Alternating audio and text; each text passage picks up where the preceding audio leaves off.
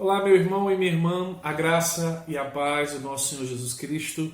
Estou aqui hoje para começar com vocês uma série de estudos acerca da temática controversa da batalha espiritual. O nosso estudo eu chamei de Batalha Espiritual e a Igreja Contemporânea. Ou seja, nós iremos tratar tanto do movimento chamado Batalha Espiritual, quanto do seu desenvolvimento e como de fato esse tema ou essa doutrina se aplica à nossa vida cristã e o que a Bíblia diz sobre a batalha espiritual, né? Mas antes, vamos abrir a Bíblia, a palavra do Senhor, e começar o nosso estudo iniciando pela palavra. Abra sua Bíblia na carta de Pedro, capítulo 5, leremos apenas dois versos, o verso 8 e o verso 9. 1 Pedro, ou primeira epístola de Pedro, capítulo 5, versos 8 e 9. Tendo achado, estando com a Bíblia na mão, acompanhe a leitura comigo. Sede sóbrios e vigilantes. O diabo, vosso adversário, anda em derredor, como leão que ruge, procurando alguém para devorar. Resisti-lhe firmes na fé, certos de que sofrimentos iguais aos vossos estão se cumprindo na vossa irmandade, espalhada pelo mundo. Né? Veja que texto maravilhoso, texto esse que trata sobre a batalha, a luta da igreja contra as hostes de Satanás. Mas antes de iniciar o nosso texto, nosso estudo, vamos orar ao Senhor nesse momento. Curva sua cabeça e vamos orar ao Senhor. Santo Deus e amado Pai, te damos graças, Senhor, por tua misericórdia que se renova a cada manhã. Te somos gratos, Senhor, por tua compaixão, ó Deus, que se revela em teu Filho Jesus Cristo. É a prova do teu amor e da tua misericórdia, Senhor.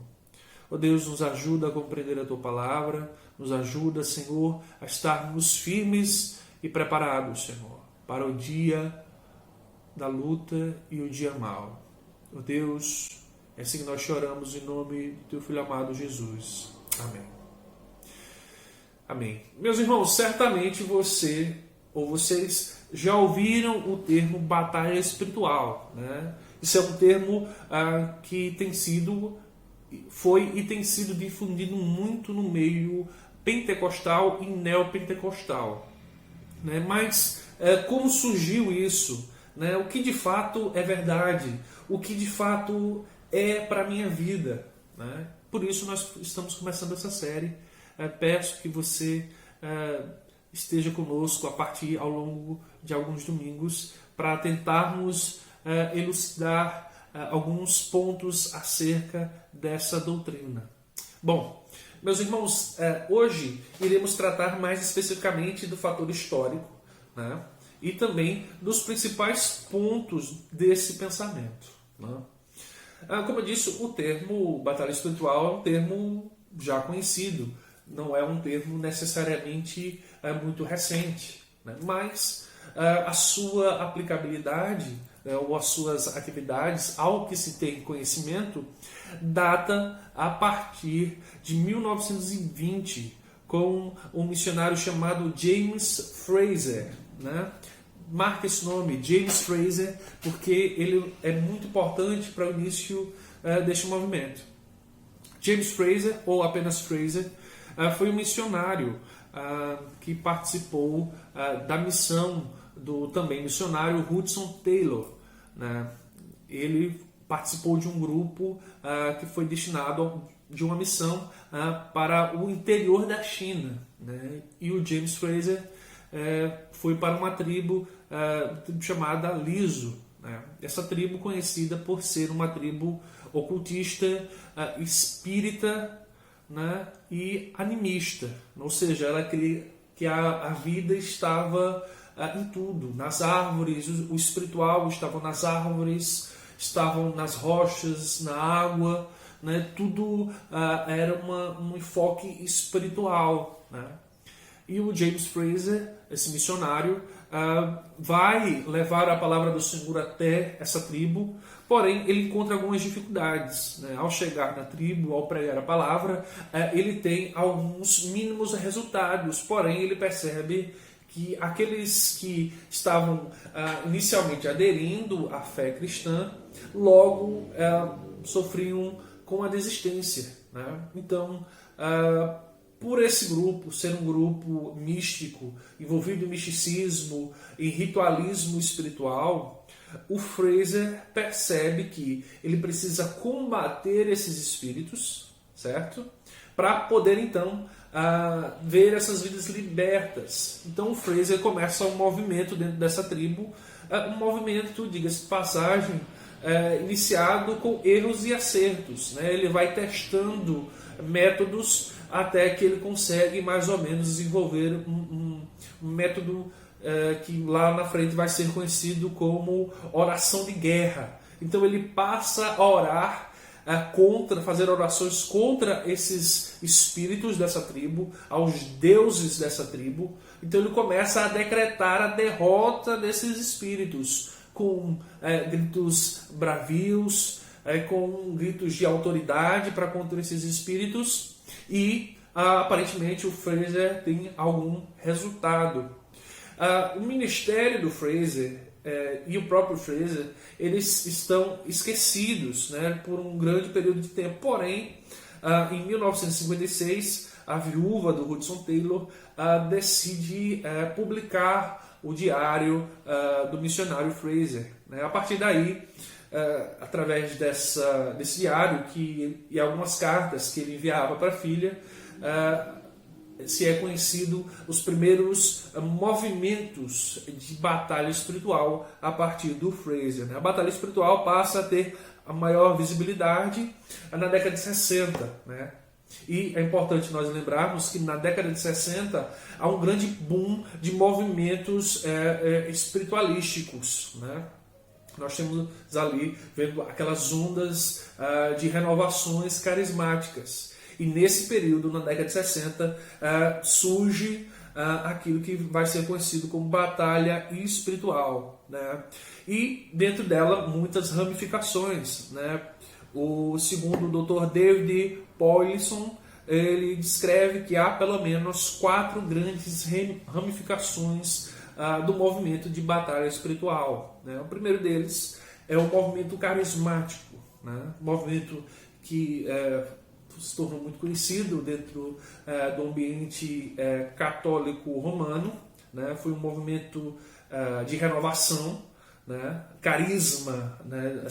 Do espiritual, há um novo renovo, digamos assim, né? Com o perdão da redundância.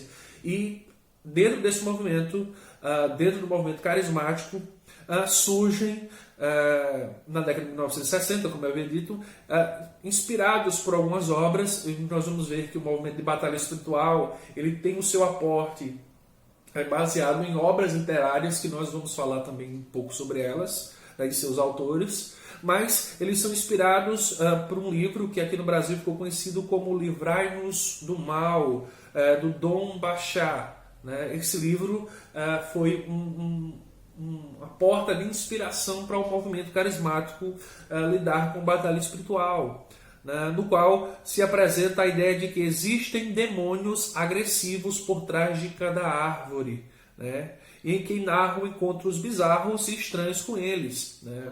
O conhecido Benny Hinn é um dos modernos filhos desse movimento carismático, né. O segundo movimento, ao qual é também uma ramificação dentro do movimento de batalha espiritual, é também dentro do movimento dispensacionalista, né? Eles defendiam uma linha voltada para o aconselhamento pastoral. Nós vamos ver que o movimento de batalha espiritual ele vai alinhar o aconselhamento dentro do movimento de batalha espiritual, né? Com orações de poder, orações de guerra, que nós vamos falar também um pouco mais para frente, né? Orações fervorosas. Alguns de seus defensores são o Mark Bubick, com o livro O Adversário, um livro que também ficou muito conhecido aqui no Brasil, de 1975. Também o Mary Unger, e com o livro Que Dimensões ou O que Demônios Podem Fazer com os Santos. É um livro também que serviu de inspiração para o movimento de batalha espiritual dentro do também movimento dispensacionalista. Em terceiro lugar, nós temos o desenvolvimento da batalha espiritual no movimento evangelicalista. Né? Eles evitavam encontros de poder, né? Aquilo que nós vamos conhecer como as grandes caravanas de batalha espiritual que vão surgir ao longo da década de 1960 até aqui, né? Até a década de 90 nós vemos isso bem forte, as grandes caravanas, os grandes cultos de libertação, e nós vamos ver que o movimento evangelicalista vai tentar ser um movimento mais moderado dentro da batalha espiritual, enfatizam a libertação individual através do conhecimento da verdade da fé. Suas representações são o Neil Anderson, o Timothy Weiner e o Ed Murphy, né, o autor de um volumoso manual sobre batalha espiritual, né? Inclusive, há também traduzido aqui no Brasil o livro do Ed Murphy, né? Não é o ator, é o Ed Murphy, né? Esse autor, ele um grande manual sobre batalha espiritual, né? Um manual que leva também esse mesmo nome. E em quarto lugar, nós temos aqui aquilo que eu vou chamar aqui de linha de terceira onda. Por quê? Bom, esse movimento de terceira onda surge justamente na década de 70 a 80, porque foi onde ocorreram o movimento de terceira onda de renovação, né? Nós tivemos 3 movimentos de renovação carismática, e de 1970 a 1980 foi esse movimento de terceira onda, né? Surge justamente dentro desse período essa terceira linha do movimento de batalha espiritual, essa facção de terceira onda sendo uma corrente carismática, crê no ressurgimento de sinais e prodígios ocorridos no período apostólico, né? Ou seja, essa linha é uma linha continuista. Ela acredita que os prodígios feitos durante o período apostólico estão ressurgindo ou estão válidos para esse período, né? Então eles estão eles trazem a ideia de milagres, os milagres conforme nós vimos ali no Novo Testamento, né? Por isso nós vemos dentro desse movimento os cultos onde o enfoque são os milagres, o enfoque são os prodígios, os grandes sinais, pessoas sendo curadas de câncer, né? O ensino característico desta linha de batalha espiritual é a noção recente de espíritos territoriais. Nós vamos ver também mais para frente o que de fato o que esse movimento diz acerca desse termo demônios territoriais, né? Ou seja, são demônios que regem, que controlam determinadas regiões, né? Em resumo, nós vamos trazer mais para frente, mas para que os irmãos possam entender, a ideia dessa quarta linha diz que Satanás tem um domínio da terra, e para que ele possa gerir esse mundo, ele dividiu esse domínio em facções, né, digamos assim. Em facções, então cada região, cada cidade, cada bairro tem seus demônios e subdemônios, né? Os anjos de Satanás estão controlando todo o mundo, né? Por isso a ideia de demônios territoriais, ou seja, eles têm um controle de determinados territórios, né? O que se popularizou aqui no Brasil foi a quebra de maldição hereditária, né? Nós vamos também tratar isso mais lá para frente, né? Outra literatura que influenciou o pensamento desse movimento foram 2 romances do escritor e novelista, também pastor hoje aposentado da Assembleia de Deus, Frank Peretti, ou Franklin Peretti, né?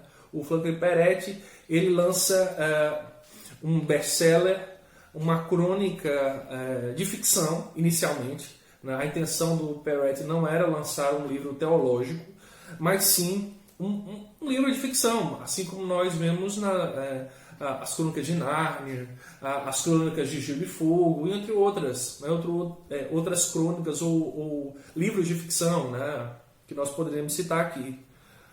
O livro também se tornou muito conhecido no Brasil, chamado Este Mundo Tenebroso. Né? Para vocês terem ideia, foram 2 volumes, né? Só o primeiro volume foram mais de 1,5 milhão, né, na sua primeira tiragem.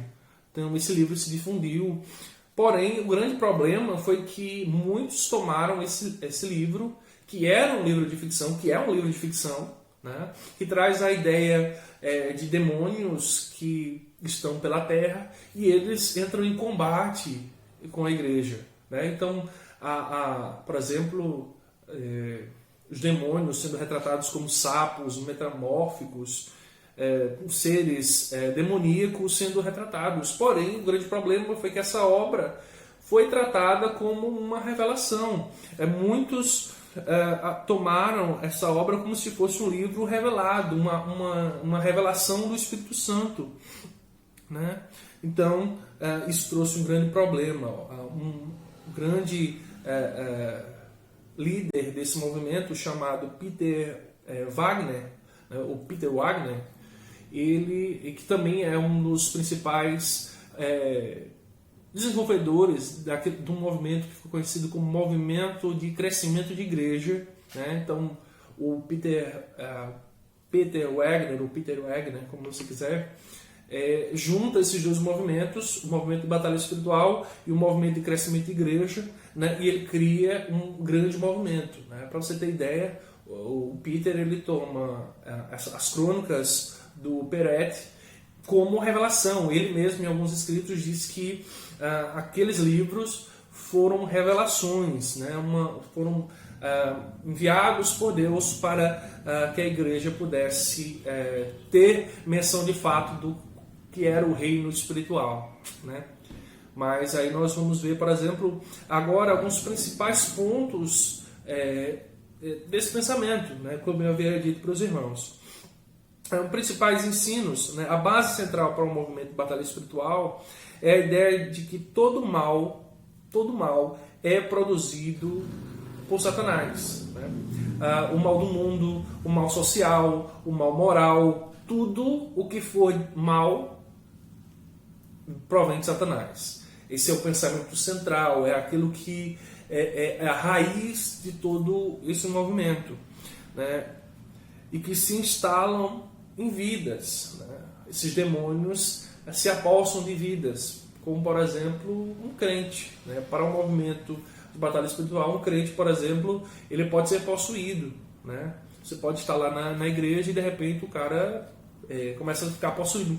Mas fulano não era crente? Mas segundo o movimento de batalha espiritual, um crente, assim como um ímpio, podem ser manobrados por Satanás, porque todo mal provém dele. Né? Mais que isso, né, esse movimento diz que a imoralidade do mundo também provém desses demônios, provém de Satanás, ou seja, traições, adultério, lascívia, embriaguez, vícios. Né? O que esse movimento diz é que a resposta para tudo isso é Satanás. Né? Satanás é o grande culpado de todo o mal do mundo. Ele está sentado no seu trono e de onde ele governa tudo, e ele destrói toda a humanidade. Todas as calamidades desse mundo provêm da mão de Satanás. Né? O grande problema desse pensamento, né, trazendo aqui o primeiro contraponto, é que esse pensamento prerroga que a culpa do mal é de Satanás. Ele tira o peso da responsabilidade do pecador e põe sobre Satanás. Né? O homem ele passa a não ser um culpado pelo pecado, mas sim uma vítima. Né? A ideia de por que fulano não consegue vencer um pecado. não é porque ele é um pecador, porque ele insiste em viver uma vida de prevaricação, de pecado. É por conta de Satanás. É porque há um espírito, há um encosto nele. Né? Esse é o pensamento desse movimento. Um segundo pensamento também, e que é amplamente difundido, principalmente hoje, é aquilo que foi chamado de equibalismo. Né? Equibalismo. O que é esse equibalismo? Né?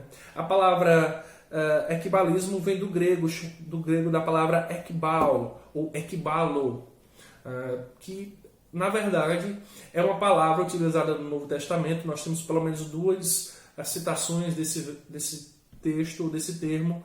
A primeira vez lá em Mateus 8:16, e Marcos 1:34. Né? Só para a gente ter ideia, vamos abrir lá em Mateus 8:16, para que vocês possam compreender o que essa palavra diz e por isso facilitar a nossa compreensão aqui no estudo. Mateus 8, verso 16.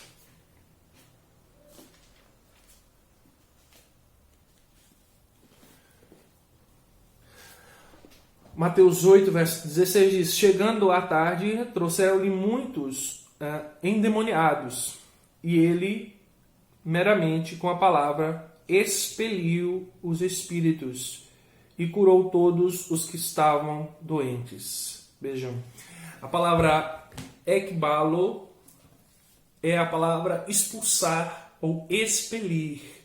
Tá?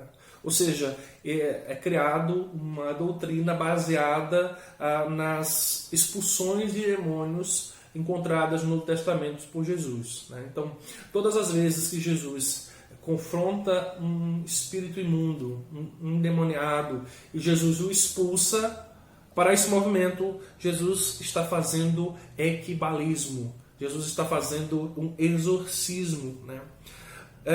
Jesus, segundo essa perspectiva, é a principal fonte de inspiração para essa doutrina. A partir daí temos ministérios inteiros voltados a esse movimento. Né? Nós vemos aí movimentos de expulsão em algumas igrejas, onde não há pregação da palavra, você só vê esses movimentos de expulsão de demônios.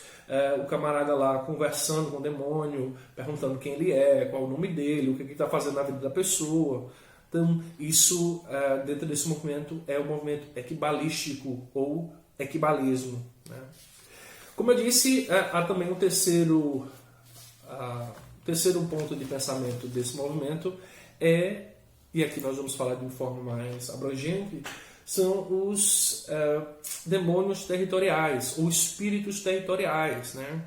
Outro ensino que é bastante característico desse movimento. Né? Essa ideia vem da suposição de que Satanás, como eu disse, é o senhor deste mundo, e para controlar esse mundo, o mal desse mundo, ele dividiu o mundo em territórios. Então cada demônio, né, tem o seu território, né? E esse demônio tem os seus encarregados abaixo dele. Né? Então, esse movimento traz essa ideia juntamente com uma ideia baseada em Daniel capítulo 10. Né?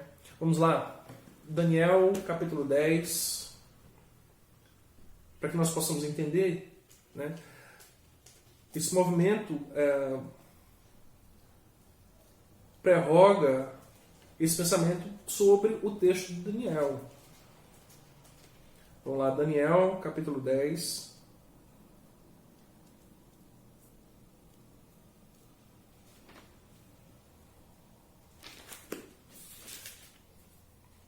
Versos 13 e 20. Daniel 10, 13 e 20. Mas o príncipe do reino da Pérsia me resistiu por 21 dias. Porém, Miguel, um dos primeiros príncipes, veio para ajudar-me, e eu obtive vitória sobre os reis da Pérsia. Verso 20 diz o seguinte: e ele disse: sabeis por que eu vim a ti? Eu tornarei a pelejar contra os príncipes dos persas e saindo eu, eis que virá o príncipe da Grécia. Né? Segundo o movimento de batalha espiritual, eles dizem que tanto o príncipe da Pérsia quanto o príncipe da Grécia são demônios territoriais. Né?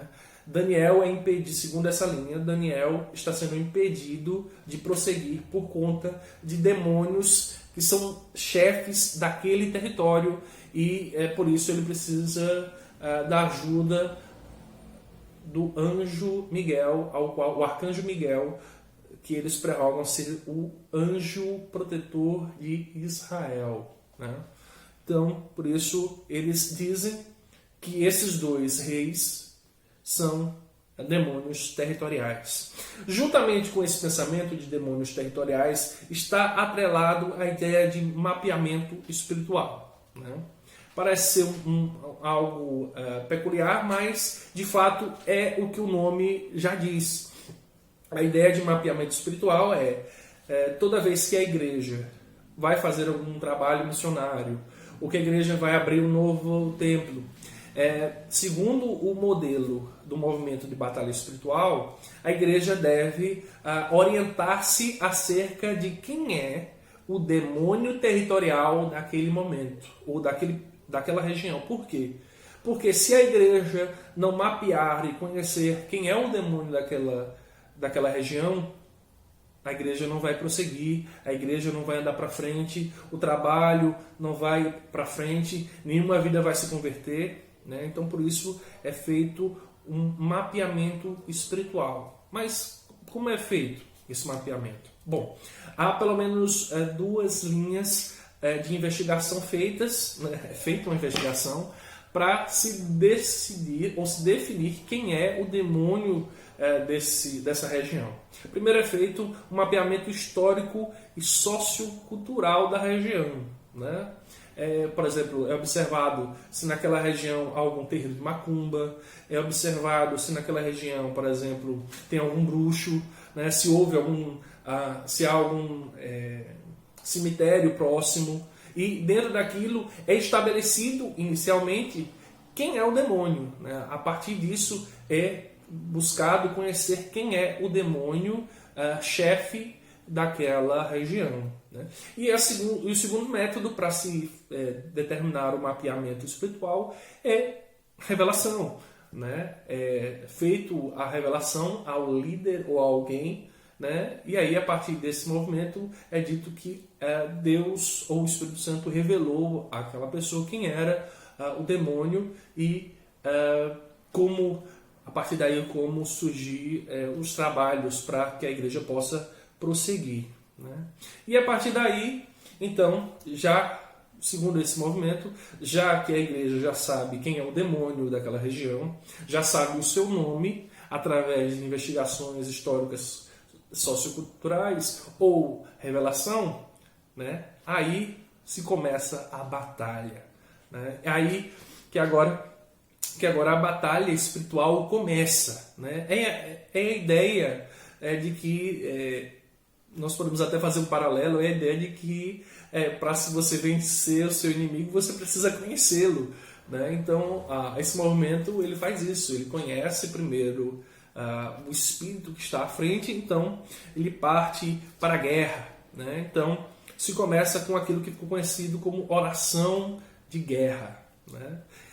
Provavelmente você, ou eu, assim como eu, já deve ter feito algum tipo de oração como essa sem saber do que se tratava, ou já presenciou alguém orando dessa forma. São orações em voz alta, onde se determina o espírito, se fala o espírito que está ali, o demônio que está ali, e o repreende, né? O amarra, repreende em nome de Jesus. Né? Então, a partir dali, são criados movimentos. Né? Eu, na minha juventude cristã, participei já de movimentos de oração. Né? A gente saía nas ruas para orar, né? Fazíamos círculos em determinados pontos da cidade e íamos orar, né? Para ali.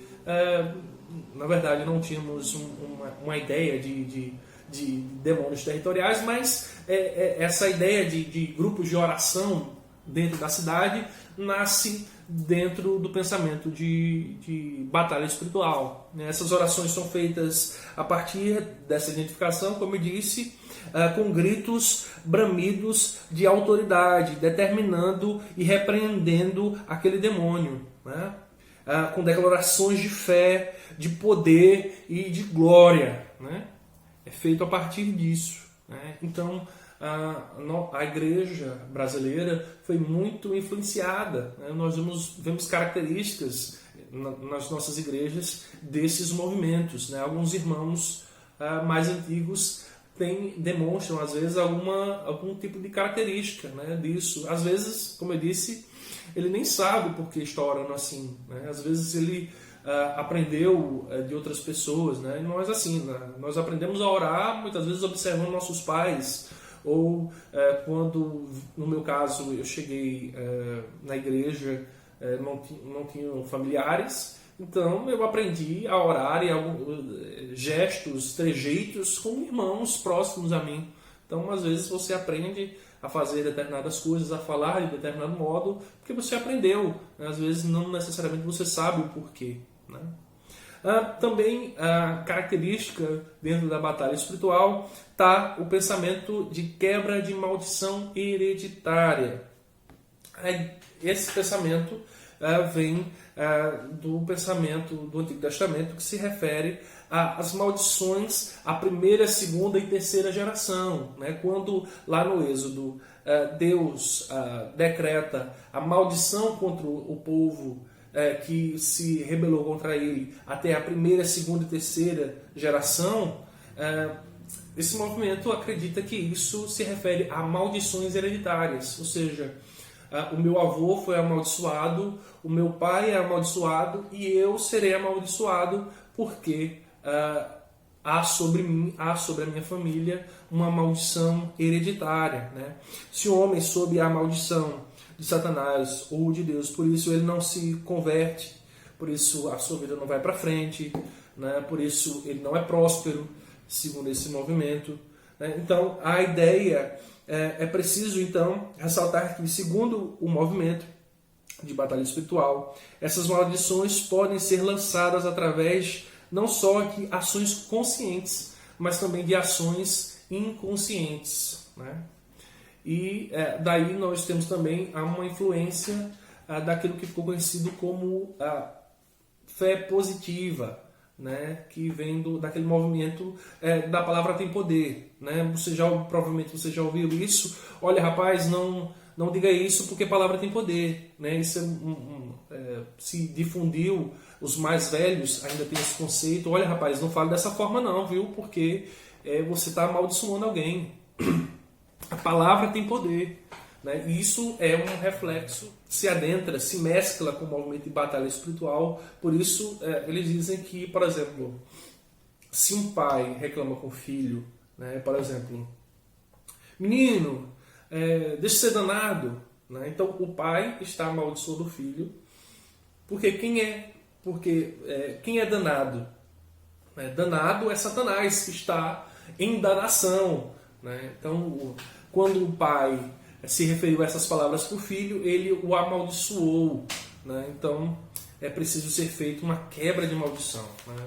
Isso ficou também difundido em nossas igrejas, no que a gente conhece hoje como cultos de libertação, né? Para você que não sabia, os cultos de libertação surgem do movimento de batalha espiritual, né? As igrejas, algumas igrejas até hoje, têm cultos voltados para o movimento de libertação, né? Nós temos muitos movimentos desse período, né?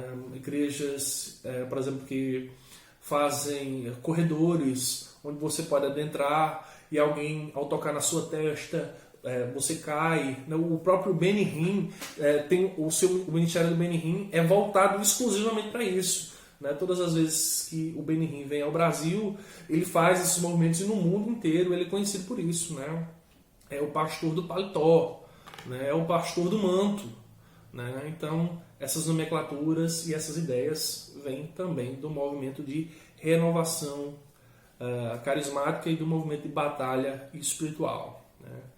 Pontos positivos, né? Será que há algo positivo dentro desse movimento? Sim, né? Podemos destacar pelo menos 3 pontos positivos dentro do movimento de batalha espiritual.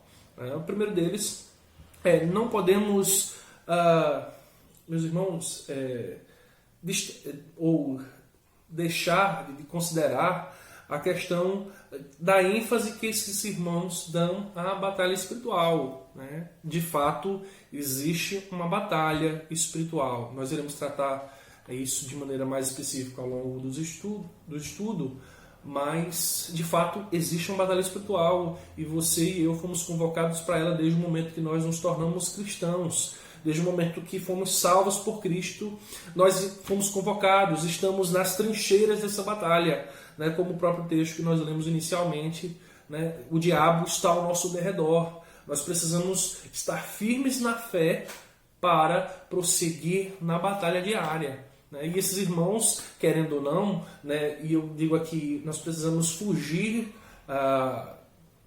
desses exageros, mas, querendo ou não, esse movimento é uma ferramenta do Senhor para nos fazer pensar acerca disso, né? Dentro do movimento tradicional, das igrejas tradicionais, das igrejas reformadas, infelizmente há uma tendência de se desconsiderar a ação de Satanás na vida humana, né? Precisamos, como eu disse, precisamos fugir daquilo que é secundário e nos focar naquilo que é primário, ou seja, aquilo que as Escrituras dizem, né? Então nós precisamos entender, por isso nesse estudo precisamos entender como isso funciona mais, né? Como primeiro ponto positivo, esse movimento faz com que a igreja pare para pensar na sua vida e como a batalha espiritual se desenvolve dentro da igreja, né? Nós não podemos deixar isso desapercebidos, né?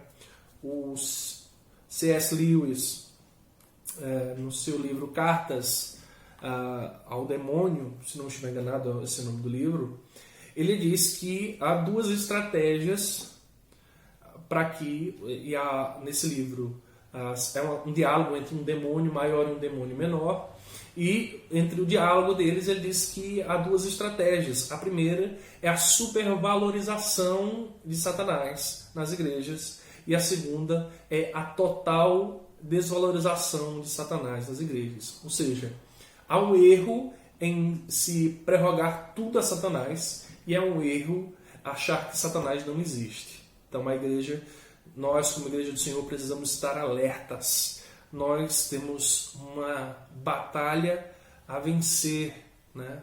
Saímos da batalha para vencer e vencedores, né? Nós já vencemos em Cristo, porém a batalha existe, a batalha é real, né? Há também, por exemplo, aquilo que dentro do movimento reformado se conheceu como o pensamento de Lutero, quando diz que Satanás é um cachorro preso na coleira, né? Ou seja, trocando em miúdos, a ideia é que Satanás está debaixo da autoridade do Senhor. Isso de fato é verdade, porém nós precisamos entender que há um limite, né? Há uma determinada permissão do Senhor, como nós vemos lá no caso de Jó.